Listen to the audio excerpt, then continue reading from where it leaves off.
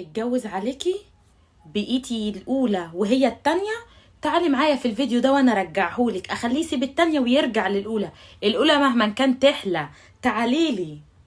اتجوز عليا يا امان، جاب واحدة تانية يا امان، ثبته يا امان.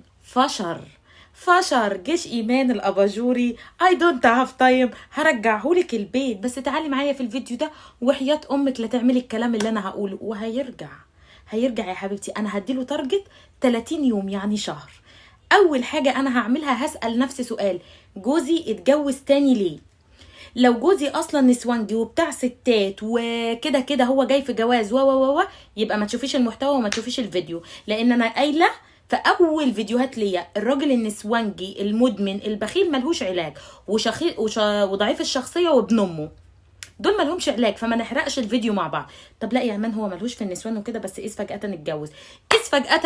يبقى في حاجه وقعت عندي، دور عليها بره. وهو مش غلطان. انا بطبل للمرأة وعامله محتوى المرأة، بس بقول الحقيقه برضو. ايه اللي وقع مني؟ يبقى انا خلفت الاطفال، اهتميت بالاطفال ونسيت ان انا متجوزه راجل ليه حقوق وليه رعايه وليه اهتمام وليه. يا اما اهملت في نفسي وشكلي وجسمي فاضطر يبص بره، يا اما اسلوبي زي الزفت وزنانه ونكديه وتقريبا ممكن اكون برج الثور او الجوزاء. لازم اظبط نفسي. اسمعي اللي انا هقوله في الفيديو. طيب بصراحة شكله كده اصلي اتجوز عليا عشان خاطر انا بطلت اهتم بنفسي فتخنت فجسمي باظ عنده حق. طب اتجوز عليا يا ايمان عشان انا بصراحة بطلت اهتم بيه وبصراحة بزعق على طول بطلب فلوسه الجمعية. عنده حق. طب هعمل ايه؟ اول حاجة هغير ستايلي واسلوبي، هعمل لك فيها هايفة وروبي. مش عيب يا بت، ده جوزك. هتعملي ايه؟ اول حاجة هتغيري اسلوبك اللي انت عاملاه. ان كنت زنانه وفرقه والدايره تتصلي وعايزه فلوس الجمعيه وعايزه فلوس البامبرز ومكرهاه في نفسه ومش محتوياه، هتنسي كل الاسلوب ده وهتتبعي اسلوب السهوكه لفيديوهات ايمان الابرجوري ترجعي لها.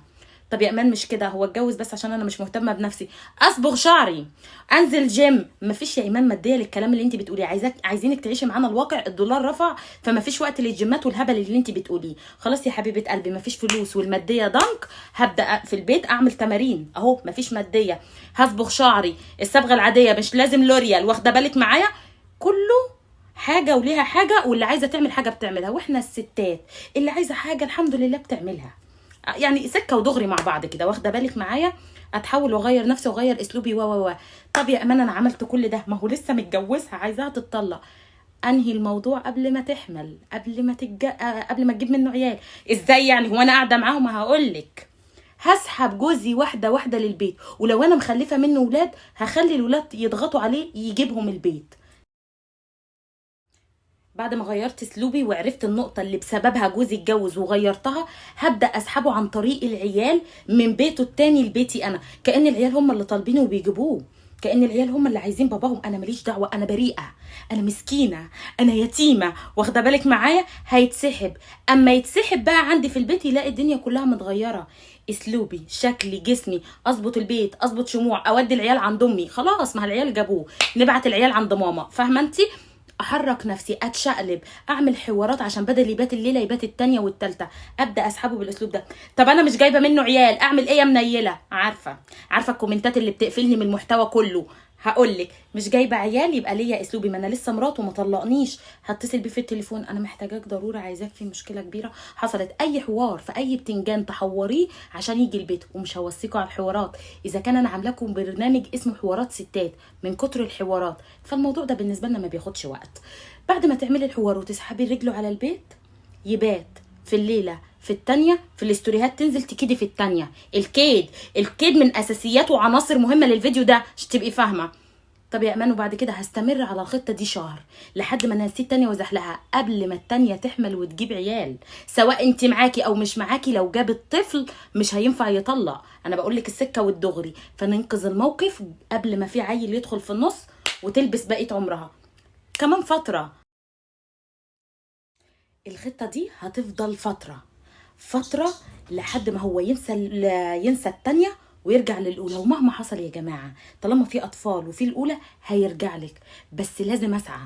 ربنا قال لك ايه؟ اسعى يا عبد وانا اسعى معاك. تسمعي فيديوهات ايمان الاباجوري والدنيا كلها تتظبط. واخده بالك معاه؟